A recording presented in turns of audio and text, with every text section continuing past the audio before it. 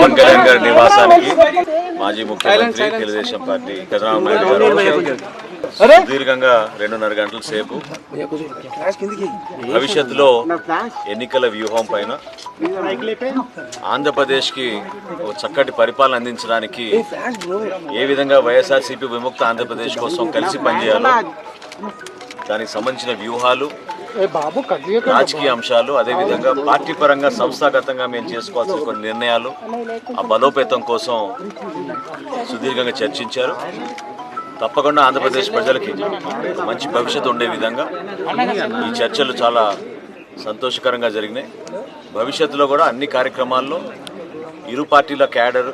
నాయకులు కలిసికట్టుగా విజయం